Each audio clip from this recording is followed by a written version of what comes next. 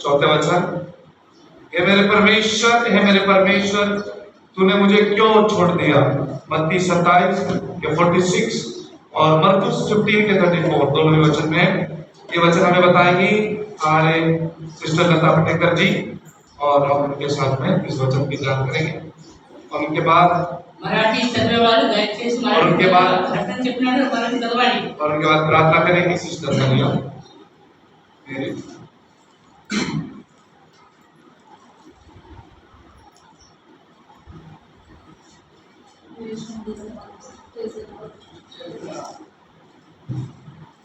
मला डिसिप्लिन मध्ये जावं।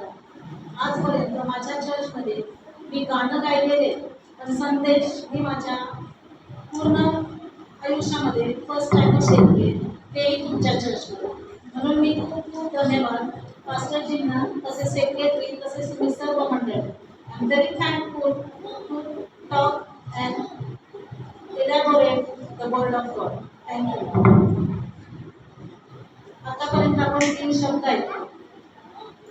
या 3 शब्दामध्ये प्रभू किती विबळ झाला, किती घायाळ झाला, किती त्रास त्यांनी आपल्यासाठी सहन केले, हे आपण या 3 शब्दामध्ये ऐकले। हा चौथा शब्द, या शब्दामध्ये जे परमेश्वराने उजेडामध्ये बोललेले। आता आपण चौथ्या वचनाकडे वळू।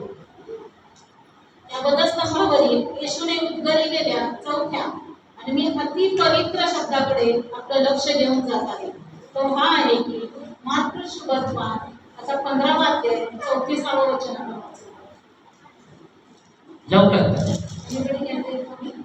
तीसरे भेद यीशु ने बड़ी शब्द से पुकार कर कहा, एलोही एलोही लमा शबक्तानी, जिसका अर्थ यह है, हे मेरे परमेश्वर तूने मुझे क्यों छोड़ दिया।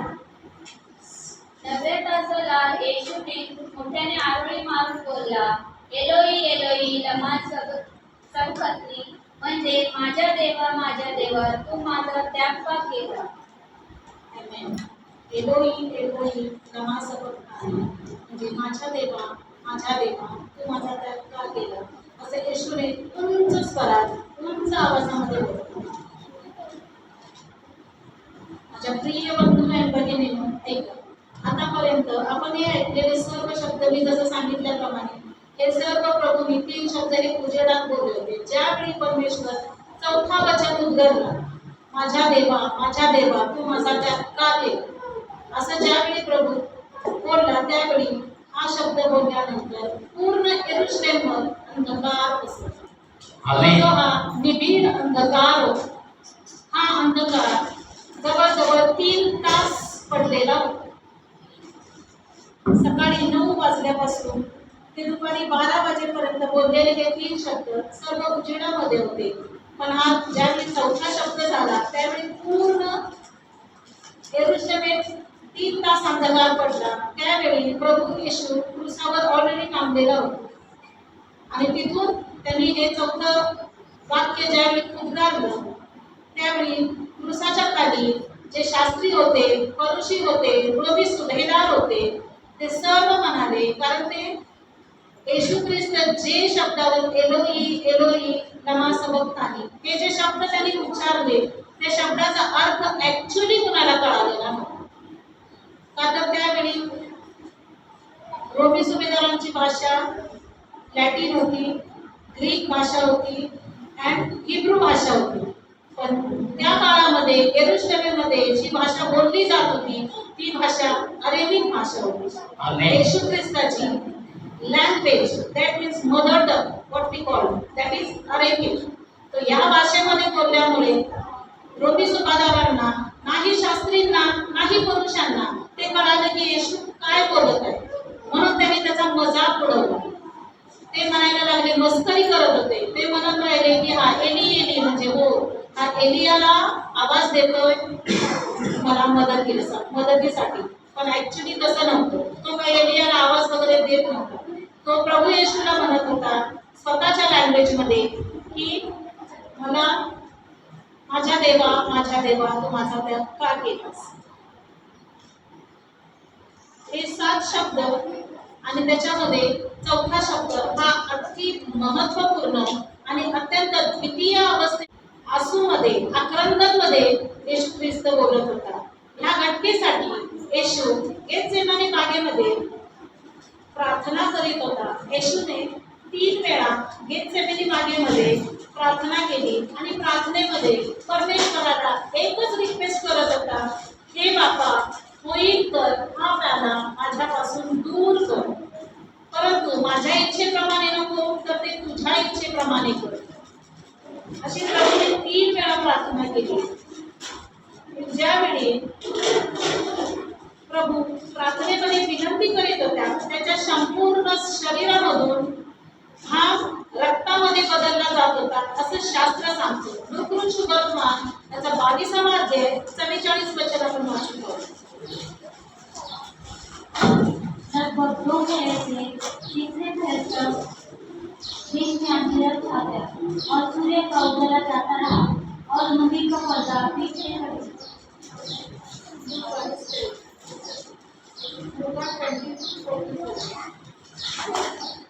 वो अत्यंत संकट में व्याकुल होकर और दिया आदि वेदना से प्रार्थना करने लगा और उसका पसीना मानो बहुत सी बड़ी बड़ी बूंदों के समान भूमि पर गिर रहा था। तब वह प्रार्थना से उठा और अपने चेलों के पास आकर उन्हें उदासी से मारे सोता काटा और उसने कहा, क्यों सोते हो, उठो, प्रार्थना करो कि मैं परीक्षा में ना पडू। तर परमेश्वराचा घाम हा केवळ रक्तामध्ये बदलला होता.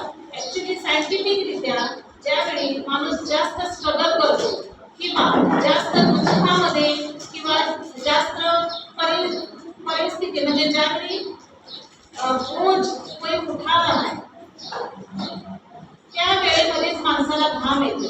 पण परमेश्वराला घामामध्ये अक्षरशः रक्त पडत होतं. याचा अर्थ काय, ज्यावेळी एखादा वजन उचलणारा जो बॉडी शो वगैरे करतो, एक्सरसाइज करतो, तो ज्यावेळी जास्त एक्सरसाइज मेहनत केल्यानंतर त्याच्या जे बॉडीमध्ये कॅपिलरीज असतात ते कॅपिलरीज बस्ट होतात आणि ते घामाद्वारे वाहू लागतात. असं परमेश्वराने कोणतं मोठं बोज उचलला होता की त्याचा घाम रक्तामध्ये बदलला. तर त्याच्यासाठी माझ्या प्रिय बंधूंनो आणि भगिनींनो, तुम्हाला एकच कळायला पाहिजे की परमेश्वराने आमच्यासाठी तो बोज क्रूसावरचा मरण जे पत्करलं, तो दोष त्याने उचलला आणि त्याचा घाम रक्तामध्ये वाहू लागला. येशू कधीही एकटा नव्हता, नेहमी परमेश्वर येशूच्या जवळ होता. आता दुसरं मला सांगायचं आहे त्याच्यामध्ये की पिता त्याच्याबरोबर नेहमी होता, परंतु पापी लोकांचा तो हात पकडल्याने पिता त्याचा हात सोडून दिला. येशू मसीहचा हात, प्रभू येशूचा हात परमेश्वराने म्हणजे पित्याने का सोडला हे आपल्याला माहिती असलं पाहिजे की ज्यावेळी पित्याने त्याच्याकडे तोंड फिरविले, काही क्षणासाठी का असेल अंधार पडला, तो क्षण भयंकर होता. खालच्या पृथ्वीवर असलेल्या मानवांचा म्हणजे तुमच्या आणि माझ्यासाठी परमेश्वराने पापापासून येशू ख्रिस्ताने आपल्या पापापासून मुक्ती मिळण्यासाठी पित्याला येशूचा हात सोडावा लागला.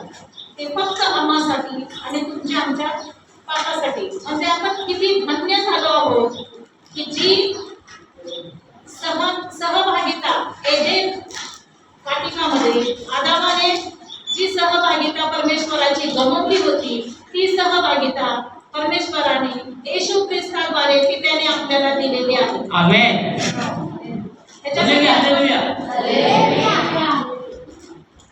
पुन्हा क्रूस खांबावरती आम्हाला ते भाग्य मिळाले आणि पुन्हा बापाबरोबर आमचा संबंध जोडला गेला. प्रथम आदामाच्या वेळी, ज्यावेळी आदाम त्या एदेन बागेमध्ये होता, त्यावेळी पिता रोज त्याला भेटायला येत होता, एव्हरी डे. पण ज्यावेळी आदामाने परमेश्वराने सांगितलेलं आज्ञाचा भंग केला, त्यावेळी पित्याने आदामाला तिथे सोडून दिलं, त्या वाटिकेमधून बाहेर काढलं आणि कुलूप लावलं.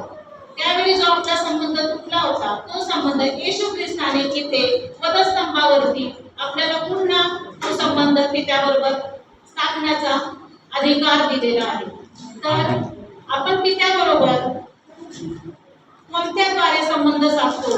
आपण आपल्या जीवनामध्ये आपल्या पित्याला, आपल्या प्रभूला, आपल्या येशू ख्रिस्ताला आपण किती जवळीकरित्याने ओळखतो हे आज आपण पडताळून पाहिलं पाहिजे. तसेच स्तोत्रसंहिता 22:1 मध्ये लिहिल्यामुळे हा शास्त्र येशू ख्रिस्ताने वधस्तंभावरती आपला संबंध जोडण्यासाठी हे जे शब्द उद्गारले, हे शब्द दावीद राजाने 1000 वर्षापूर्वीच लिहून ठेवले होते. हा शास्त्रलेख पूर्ण होण्यासाठी हे सर्व घडलं आणि हे या वचनाद्वारे दावीद राजा सांगू शकतो की स्तोत्रसंहिता 22:1 माझ्या देवा तू माझा त्याग का केला, माझ्या दुःखाचा आक्रोश ऐकून माझा बचाव करायला तू जवळ नाही. प्रभू येशू ख्रिस्त या जगामध्ये तुझ्यावर प्राण देण्यासाठीच आला होता, पण मला या मरणापासून सोडव अशी प्रार्थना प्रभूकडे का करत होता. इब्री लोकांपत्र 5 अध्याय 8 वचन.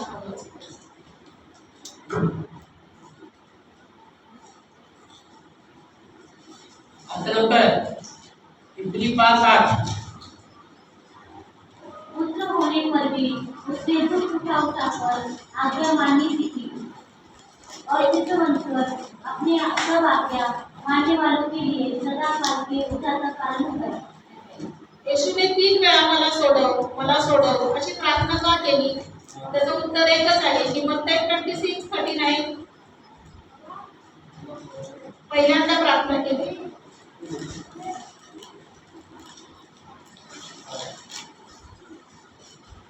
मैं तुमसे कहता हूँ कि रात कहीं उस दिन तक कभी न सुनूंगा जब तक तुम्हारे साथ अपने पिता के राज्य में मत्ती 26:39. फिर वो थोड़ा आगे बढ़कर घुटने पर गिरा और ये प्रार्थना की, हे मेरे पिता, यदि हो सके तो ये घटना मुझसे टल जाए, तो भी जैसा मैं चाहता हूँ वैसा नहीं, परंतु जैसा तू चाहता है वैसा हो.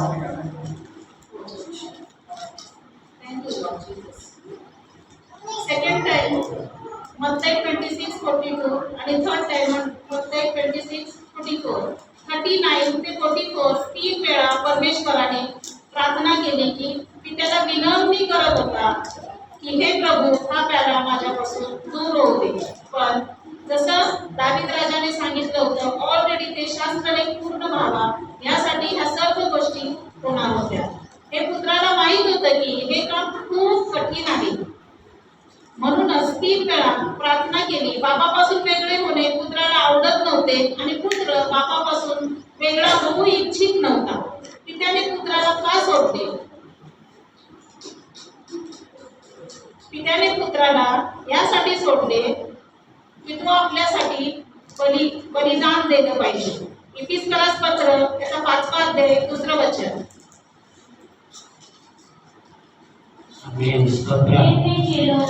जैसे मसीह ने भी तुमसे प्रेम किया और हमारे लिए अपने आप को सुखदायक सुगंध के लिए परमेश्वर के आगे भेंट करके बलिदान कर दिया.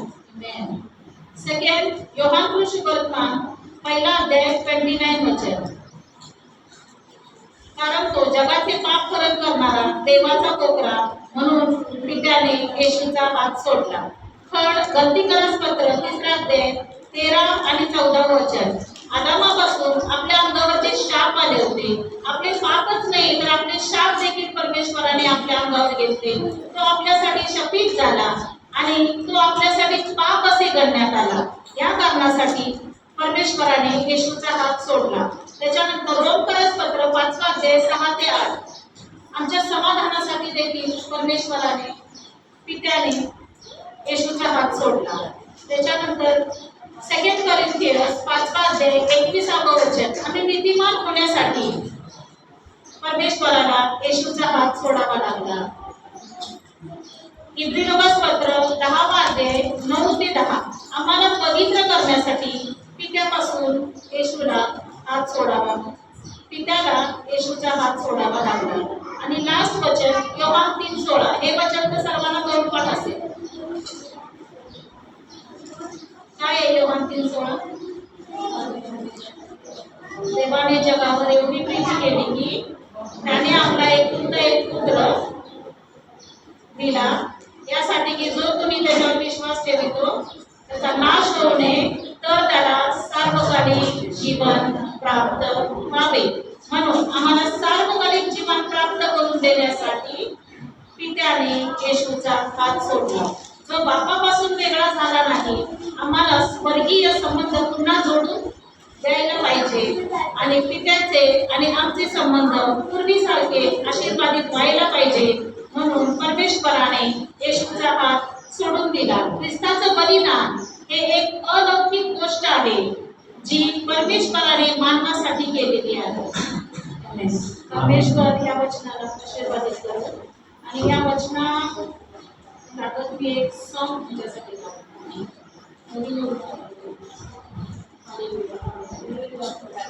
शून्य से लेके तूने मुझे रच लिया